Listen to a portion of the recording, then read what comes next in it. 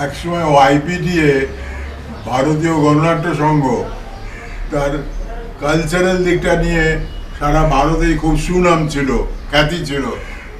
পিসি Joshi secretary ছিলেন যখন, উনি এটি চেয়েছিলেন যে সাংস্কৃতিক দিকটা খুব ডেভেলপ করতে। পিসি যোশী শম্ভুদাকে খুব ভালোবাসতেন, কিন্তু দুঃখের বিষয় পিসি যোশীকে পার্টি সরিয়ে দিল। সেই সময় অনেক বিখ্যাত লোকও আইপিডিএতে জয়েন করে, তার মধ্যে রবিশঙ্করও ছিলেন। রবিশঙ্কর ছিলেন, আরও অনেকে ছিল, যেমন কলকাতায় সুচিত্রা মিত্র ছিল। হ্যাঁ, কিন্তু ক্রমশ দাঁড়ালো এমন যে পার্টির ডিকটেশন চলতে লাগলো। ব্যাপারটা হচ্ছে যে আসল জিনিস হচ্ছে যে সবসময় পার্টি ডিকটেট করছে, কমিউনিস্ট পার্টি, এইভাবে করো ওইভাবে করো। শম্ভুদা সেইটাই বলেছিলেন যে হয় না, শিল্পীকে স্বাধীনতা দিতে হবে, শিল্পী তার স্বাধীন সত্তা নিয়ে করবে। হ্যাঁ, আমরা একটা পার্টির ডিকটেশনে চলতে পারি না। এইটি সেইটা নিয়ে গোলমাল হওয়াতে ছাড়লেন। মনোরঞ্জন ভট্টাচার্য সৌম্য মিত্রকে বলেছিলেন যে চুপচাপ নিজে নিজে বসে থেকে ইটিং আওয়ার হার্টস করে লাভ কি, কিছু একটা করা দরকার। তখন সৌম্যদা বলেন যে আমি ভাবছি যে একটা নতুন করে নাটকের দল করব। তাতে নাটক কোথায়, কি নিয়ে করবেন দল? তো তখন শম্ভুদা বলেছিলেন যে আইপিডিএতে আমি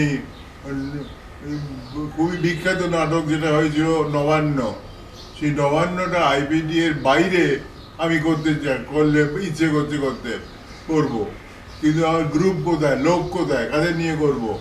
তখন শম্ভুদা বললেন যে কিছু নতুন মুখ দরকার। তখন কলিম সেরাফি, এই কলিম সেরাফিকে শম্ভুদা বলেছিলেন তুমি কিছু দেখো না, নতুন কাউকে পাও কিনা যাকে এই গ্রুপের মধ্যে কাজ করতে পারা যায়। সেই কলিম সেরাফি একদিন আমাকে এসে বললো, আমার বন্ধু ছিল, খুবই বন্ধু ছিল। হ্যাঁ, কলিম যখন বললো আমাকে যে শম্ভুদার কাছে চলো, শম্ভুদা আমার খুব ইচ্ছে ছিল শম্ভুদার সঙ্গে আলাপ করা, যদিও শম্ভুদা তখন খুবই নামী লোক। আমার খুব চিন্তা হলো যে আমার মতন একটা সাধারণ শম্ভুদার কাছে কী বলবো। তো তুমি চলো না, কলিম নিয়ে এলো। তো শম্ভুদার সঙ্গে আলাপ পরিচয় হলো। শম্ভুদা বললেন তুমি নাটকে অভিনয় না করো, অন্য অনেক কাজ আছে, সেই কাজগুলো তোমাকে আমি দেবো, করতে হবে। করে আরম্ভ হলো। আর কি নতুন করে যদি নবান্ন করতে হয় তাহলে উনি তুলসী লাহিড়িকে ধরলেন। নবান্ন লিখেছে বিজন ভট্টাচার্য এসেছিলেন দলে। বিজন ভট্টাচার্য নবান্ন নাট্যকার। বিজন ভট্টাচার্যকে বলছি কী করে নাটক, তো বিজন ভট্টাচার্য বলল আমি করবো, থাকবো, তুমি করো। এইভাবে যত আস্তে আস্তে কাজ শুরু হলো। উনি নবান্ন নাটক নতুন করে শুরু করলেন। সেটা যখন হচ্ছে তৈরি, রিহার্সাল চলতে লাগলো শম্ভুদার বাড়িতে, আর অন্য জায়গাও রিহার্সাল হয়েছিল, আমিও সঙ্গে থাকি। এইরকমভাবে কিছুক্ষণ চলার পর সব ঠিক হয়ে গেল যে হ্যাঁ হবে। টাকা পয়সা কোথায় পাওয়া যাবে? তখন ও সবাই বললে যে আমরা চাঁদা করে টাকা দেবো। প্রত্যেক যে যা পেরেছিল নিজের পকেট থেকে টাকা দিয়ে রংমহল সিনেমা হলটা বুক করা হলো 3 দিনের জন্যে। সেখানে নবান্ন নাটক অভিনয় হবে। পুরনোদের অনেকে ছিল, যেমন মনোরঞ্জন ভট্টাচার্য ছিলেন, গঙ্গাবধ বসু ছিলেন, ঋত্বিক ঘটক ছিল। হ্যাঁ, নতুনদের মধ্যে আমি ছিলাম, অমর গাঙ্গুলি ছিল, মোহাম্মদ জাকারিয়া ছিল। সেই নাটক হলো, কিন্তু ঠিক মতন পাবলিসিটি হয়নি বলে বোধ হয় নাটকটা আর্থিক দিক থেকে অসুবিধে হলো। তখন শম্ভুদা বললেন যে তুমি এক কাজ করো, ওই নাটক পুরোনো নাটক ছেড়ে দাও, নতুন নাটক নিয়ে আমরা শুরু করবো একটা দল। তখন তুলসী লাহিড়িকে শম্ভুদা ধরলেন, নতুন নাটক একটা আপনি দিন। তখন তুলসী লাহিড়ি একটা নাটক দিলেন পথিক নামে। সেই নাটকটা রিহার্সাল হতে লাগলো। আমরা পুরনো যারা অনেকে ছিলাম, কেউ কেউ পুরনো লোক চলেও গেল, নতুনদের মধ্যে আমরা ছিলাম। সেই প্রতীক নাটক অনেক দিন ধরে রিহার্সাল হয়েছিল, কিন্তু ঠিক করা যাচ্ছিল না, টাকা পয়সার অভাবে, নানা কারণে। যাই হোক, শেষ পর্যন্ত হলো ব্যবস্থা করে যে রেলওয়ে ইনস্টিটিউট শিয়ালদার কাছে, সেখানে বুক করে আমরা প্রতীক নাটক করার জন্য এ করলাম। পাবলিসিটিও দেওয়া হলো কাগজে। তার নাটকটা হলো, খুব প্রশংসা হলো, তাদের প্রত্যেকটা কাগজ খুব ভালো করে লিখলো, প্রশংসা হলো। তখন খুব উৎসাহ পেলাম আমরা। সমুদা বললেন আমরা ভালোই হলো, আর এটাতে আর্থিক দিক থেকেও সুবিধা, টাকা টিকিট বিক্রি করে টাকাও কিছু এসেছিল। সমুদা বললেন এটাই আমাদের লক্ষ্মী, এইটা দিয়ে আমরা নতুন দল তৈরি করব।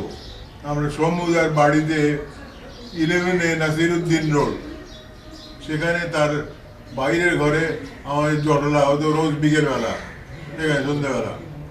অনেক আলোচনা গবেষণার পর ঠিক হলো যে আমরা একটা দল করব। দল যে হবে, এর আগে যে নবান্ন হয়েছিল এবং প্রথমে যে আমরা প্রতীক করেছিলাম, সেটা কারা করলো? তখন তোমরা বললেন যে এটা আমাকে ভার নিতে হবে প্রোডাকশানের। তখন আমার নাম দিয়ে আমি সম্পাদক হিসেবে এবং প্রযোজক হিসেবে এই দলটা চালাবো, ভার নিলাম। সেসব ঠিক হলো এবং প্রতীকের ব্যাপারেও তাই করা হলো। তখন তারপরে যখন প্রতীক হয়ে গেল কীভাবে, তখন মনোরঞ্জন ভট্টাচার্য বললেন আমরা এবারে যে গ্রুপ করবো, সেই গ্রুপটা কীভাবে হবে, সেটা তাহলে নাম করতে হবে গ্রুপটার। সবাই আমরা জড়ো হলাম নাসিরুদ্দিন রোডে, সমুদার বাড়িতে। অনেকে অনেক রকম নামের কথা বললো, কী নাম করা যায়। তখন অনেকে আমরা সব ভাবতে লাগলাম। তখন মনোরঞ্জন ভট্টাচার্য, আমরা যাকে মহর্ষি বলতাম, তিনি বললেন এক কাজ করো, দলটার নাম দেওয়া হোক বহুরূপীর দল। তখন আমি সবাই পছন্দ হলো। আমি বললাম দল কথাটা বাদ দিয়ে দিন, দল তো এমনিই লোকে বলবে, দল নামের সঙ্গে দলটা রাখলে ওরা যেটা ডিজাইনিং ভ্যালু সেটা থাকবে না। তখন ঠিক হলো, ঠিক আছে, দল বাদ দিয়ে শুধু নাম হোক বহুরূপী। আরও একটা নাটক দরকার, নিয়ে আমরা কী করতে পারি। তখন তুলসী লাহিড়িকে ধরা হলো, আপনি আরেকটা নাটক দিন। তুলসী লাহিড়ি নিয়ে এলেন একটা নাটক ছেঁড়াদার নামে। সেই নাটকটা হবে, এই নাটকটা আমরা করলাম রেলওয়ে ম্যানেজমেন্ট ইনস্টিটিউটে। খুব প্রশংসা পেল, সকলে খুব ভালো লাগলো। তখন রমিদা বললেন এবার এক কাজ করো, নিউ এম্পায়ার বুক করো। তো আমি বললাম শম্ভুদাকে, নিউ এম্পায়ার বুক করলে টাকাও অনেক লাগবে, আর আমাদের মতন একটা গ্রুপ কি আর নিউ এম্পায়ারের মতন জায়গায় করতে পারবে? উনি বললেন পারবে। নিউ এম্পায়ারে হচ্ছে হলে পাবলিসিটি বেশি হবে। তখন নিউ এম্পায়ারে বুক করে আমরা ইয়ে করলাম, 3টে নাটক নিয়ে একটা ফেস্টিভ্যাল করা হলো।